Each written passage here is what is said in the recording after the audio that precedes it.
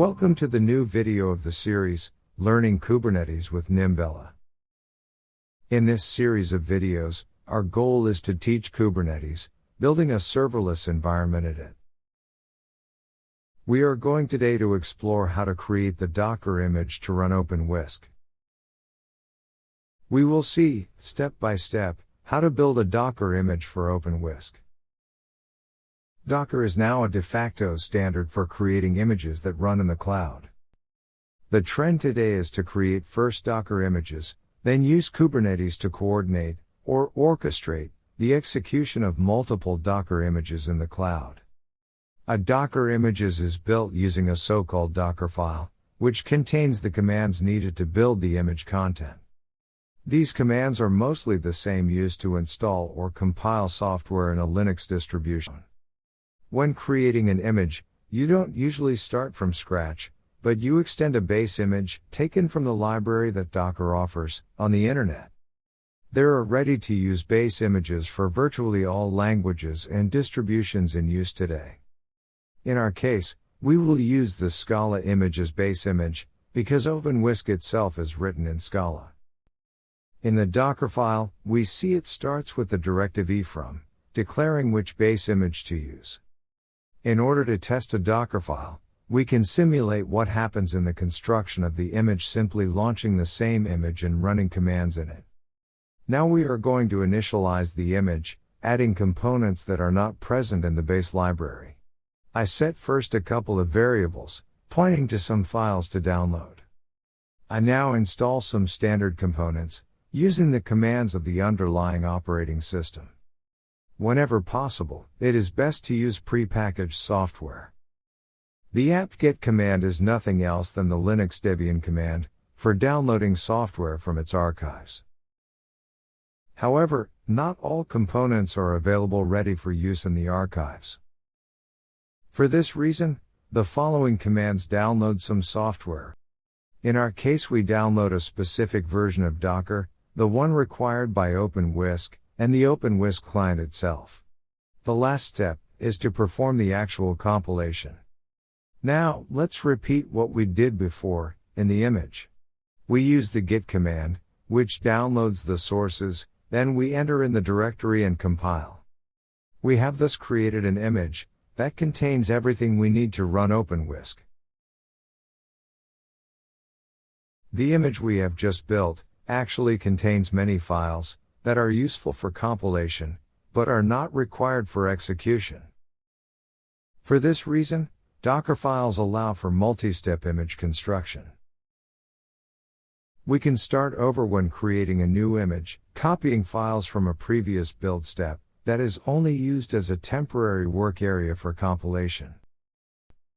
So, now let's see the second part of the Docker file, which is actually a single file that includes the assembling procedure of the actual image for execution.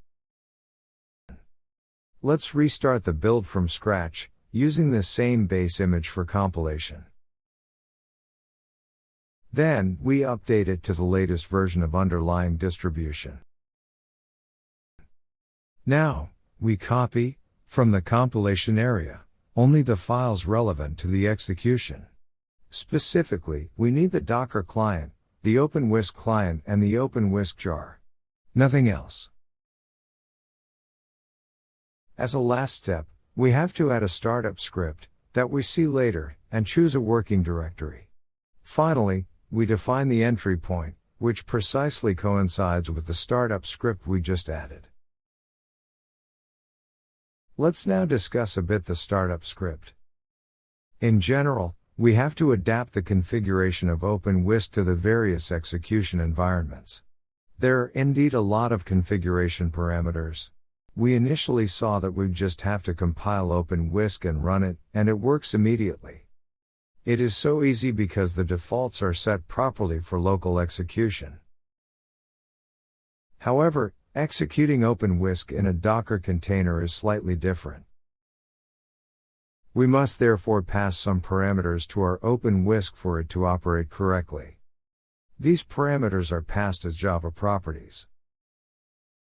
The required parameters to set are three: the host name, the actual internal IP address and the external IP address to which you connect.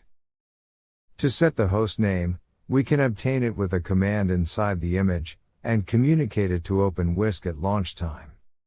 Docker assigns to each container it creates a unique IP address, and we can get also this value with a command and pass over. However, we will talk to the container using an external IP address that acts as a proxy, and that the container cannot know in advance. For this reason we explicitly set at the external address a parameter using an environment variable, which we will specify when we launch the image. We completed the Docker file. Let's now build the Docker image, using this command. Once the image has been created, I can push it in cloud. The image has now been assembled, published, and it is now ready for use. We now reached the point we showed when we started, but we learned a lot on the way to get here. We can now discuss the technical details of the complex command used to launch the Docker image of the standalone OpenWhisk. It's quite a complex command because you have to pass a lot of information to the container capable of running OpenWhisk.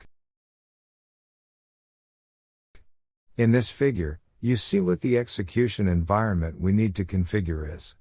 We explain it step by step now. First, let's start with the command to launch an image, which is the docker run command. We must then specify the name of the image to be launched. It is, of course, the one we have just built and pushed in cloud. We launched the image with the flags -t and -i, to keep the image connected to the terminal, in order to read the logs and check that everything is fine. We can replace these flags with -d, which makes it a background process. The other flag -rm force to delete the container when we stop it, so that it can be launched again without problems. We are giving a name to the container to refer it from other containers, as we are going to see later. We also included an host name, to avoid the one randomly generated by Docker.